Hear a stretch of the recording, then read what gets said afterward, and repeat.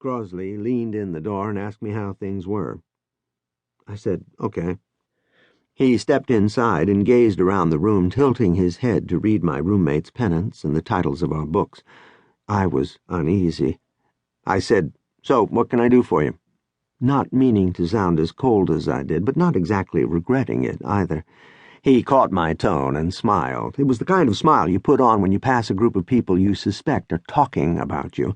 His usual expression, in other words. He said, you know Garcia, right? Garcia, sure, I think so. You know him, Crosley said. He runs around with Hidalgo and those guys. He's the tall one. Sure, I said, I know who Garcia is. Well, his stepmother's in New York for a fashion show or something, and tonight she's going to drive up and take him out to dinner. She told him to bring along some friends. You want to come? What about Hidalgo and the rest of them? They're at some kind of polo deal in Maryland, buying horses, or ponies, I guess it would be.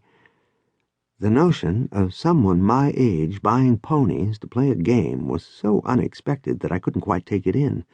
Jesus, I said. How about it? Crosley said. You want to come? I'd never even spoken to Garcia. He was the nephew of a famous dictator, and all his friends were nephews and cousins of other dictators. They lived as they pleased here. Most of them kept cars a few blocks from campus, though that was completely against the rules. They were cocky and prankish and charming. They moved everywhere in a body, sunglasses pushed up on their heads and jackets slung over their shoulders, twittering all at once like birds, chinga this and chinga that. The headmaster was completely buffaloed. After Christmas vacation, a bunch of them came down with gonorrhea, and all he did was call them in and advise them that they should not be in too great a hurry to lose their innocence. It became a school joke. All you had to do was say innocence, and everyone would crack up. I don't know, I said. Come on, Crosley said. But I don't even know the guy. So what? I don't either. Then why did he ask you? I was sitting next to him at lunch. Terrific, I said. That explains you. What about me? How come he asked me?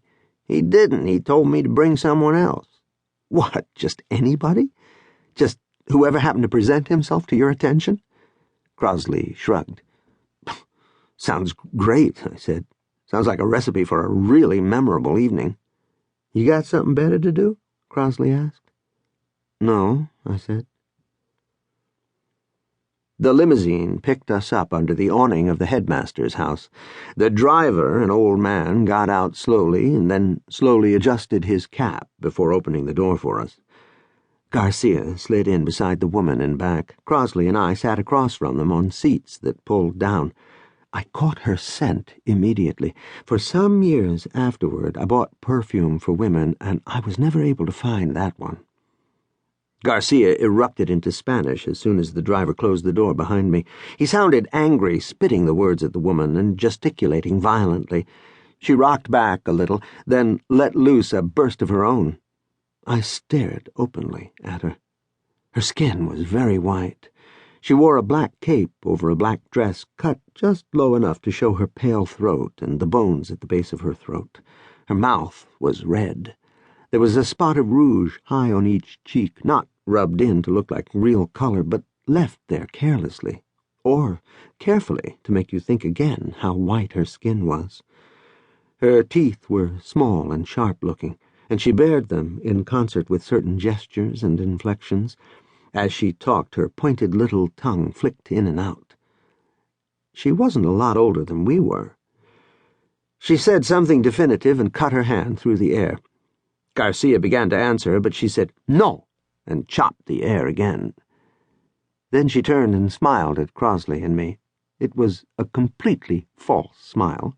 She said, "Where would you fellows like to eat?"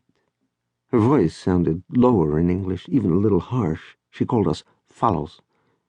"Anywhere is fine with me," I said. "Anywhere," she repeated.